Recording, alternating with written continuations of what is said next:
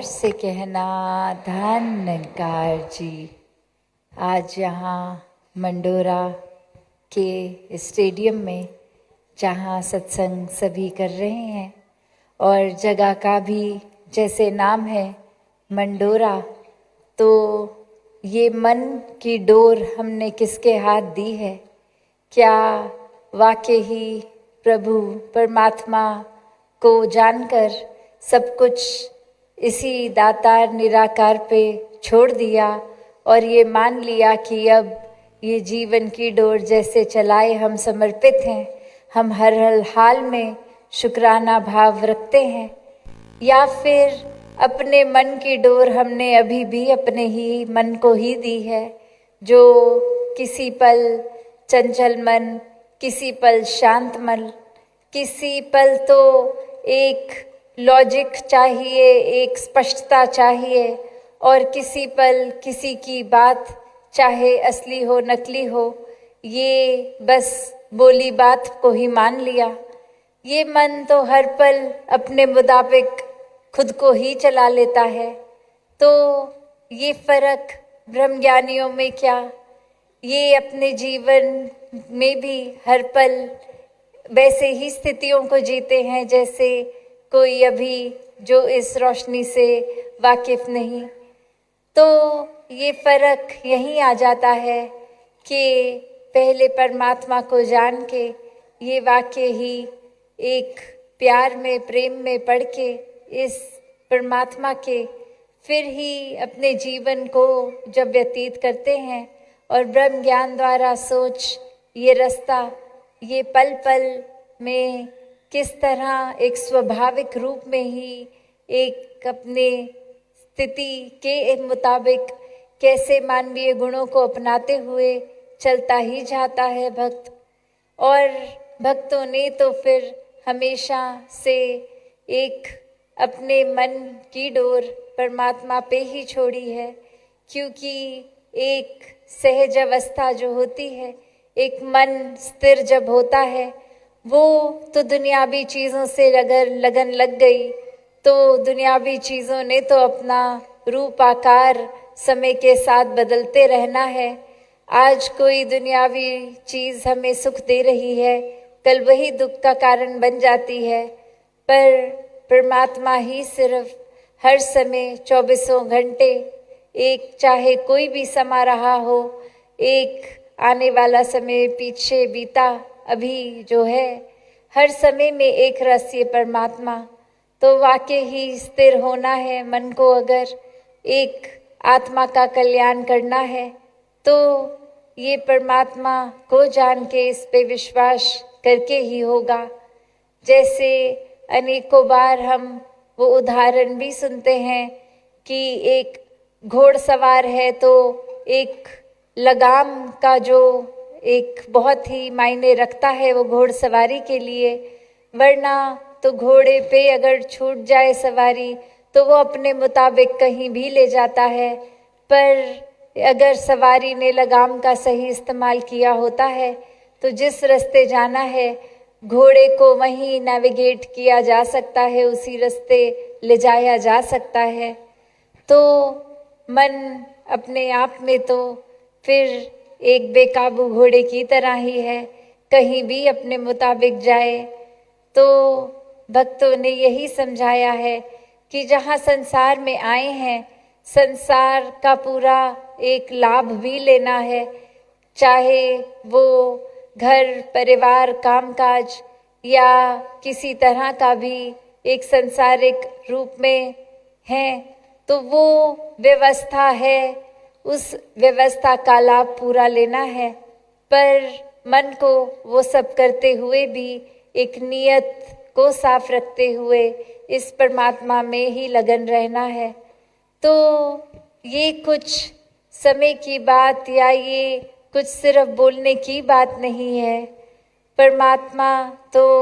एक हर समय का, एक हर जगह रहने वाला, कायम दायम। और अगर कुछ बेचैनी हमारे मन में है तो वो हमारी तरफ से ही है, क्योंकि स्थिर के साथ अगर मन का नाता जुड़ा है तो मन स्वाभाविक रूप ही स्थिर होता है। जैसे हम अगर किसी चीज़ का भी संग कर लेते हैं तो वो कोई ना कोई रूप में असर करता है। अगर एक पानी पीते हैं तो वो शरीर में हाइड्रेशन, एक सेहत के लिए लाभ हो जाता है, और अगर वही जहर पी लें तो शरीर तो एक नुकसान रूप की ओर ही चल पड़ता है। एक अपने जीवन में हमें किसका हर समय संग कर रहे हैं कि ये परमात्मा होते हुए इसको देख के अगर ये जानते भी हैं कि अंग संग है, फिर भी ये ध्यान इस परमात्मा में नहीं लग रहा और चीज़ों में लग रहा है, तो फिर इतनी लाभदायक ये एक बयान के बाहर वाली ये दातार की कृपा बरस रही है हर समय चहुं ओर। और अगर हम ही लाभ नहीं ले पा रहे तो अपनी कमियों के ऊपर ये आत्म मंथन ज़रूरी कि एक सोच के अपने आप को देख के कि कहाँ खड़े हैं। और अभी जैसे सत्संग के दौरान भी महात्मा यही बात कह रहे थे कि ये 84 लाख योनियों का जिक्र किया, एक भटकन का जिक्र किया, भ्रम भुलेखे इनका जिक्र किया। तो यही बात कि सबसे पहले एक सोचा जाए कि अगर हम भ्रम में जी रहे हैं तो ये हमें भ्रम से मुक्ति क्यों चाहिए, क्यों एक अंधेरे में जीवन नहीं काटना चाहिए। तो ये तो बहुत ही स्पष्ट बात है। अनेकों उदाहरण हैं कि एक हम अगर आमतौर पे भी देखें जीवन में, कहीं अंधेरे में जा रहे हों तो वहाँ चोट लग सकती है, और वहीं अगर एक लाइट किसी तरह पहुँच जाए तो सब स्पष्ट दिखता है और हम चोट से बच जाते हैं। तो अगर इतना सिंपल ये साधारण रूप संसारिक किसी स्थिति में हो सकता है, तो वो एक आत्मा जो इतने समय से एक भटकते शरीरों में ही बदलाव देख रही, और अब जब मानुष का शरीर मिला तो कैसे ये अपॉर्चुनिटी, ये समय एक मिल गया कि अब इस परमात्मा को ये आत्मा जानकर इसके रंग में रंगते हुए ये मनुष्य जीवन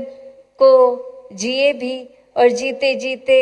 ये मुक्ति की हकदार, और समय खत्म होने पे ये फिर मुक्ति रूप भी इस परमात्मा को जानकर इसी में लीन होना। तो इसी वजह से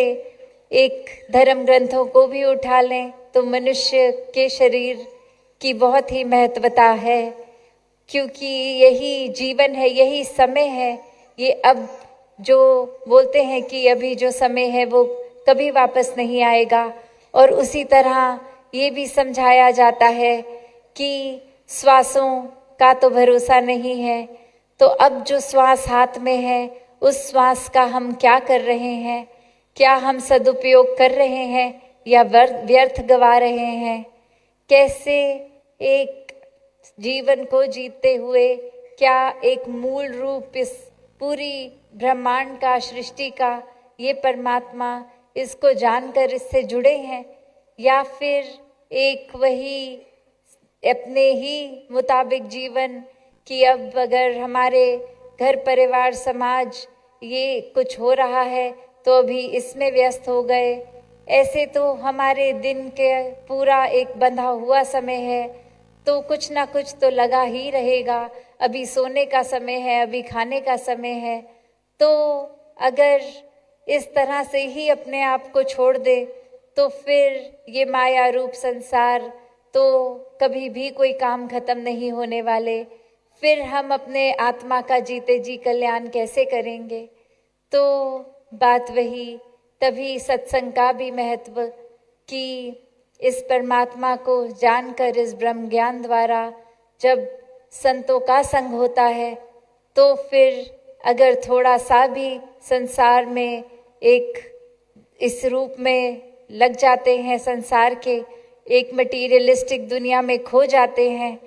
तो संत वापस एक सही दिशा में ये लगाम रूप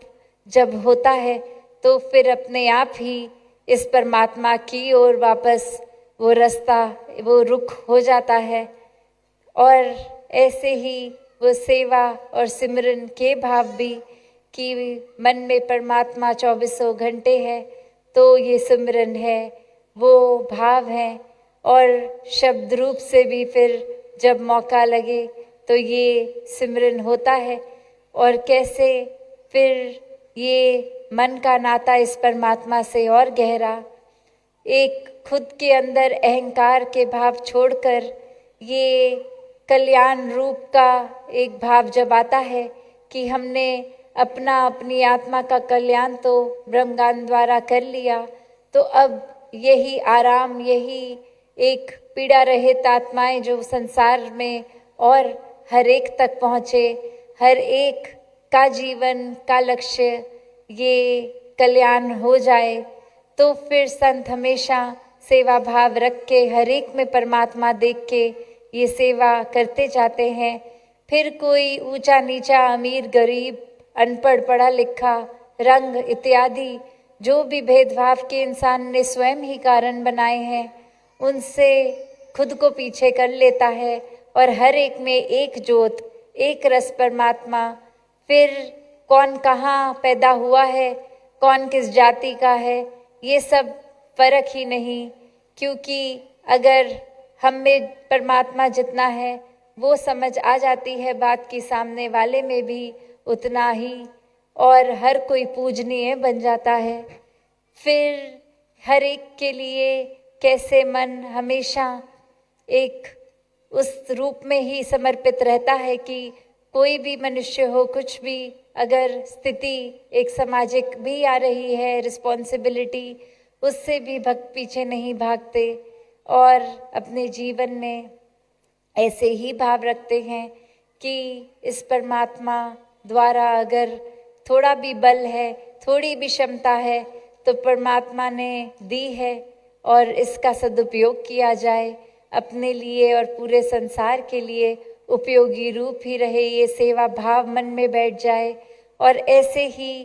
फिर हर एक के लिए एक मानव से मानव को जोड़ने का काम फिर ये किया जाता है। फिर सामाजिक पहलू जितने भी हों,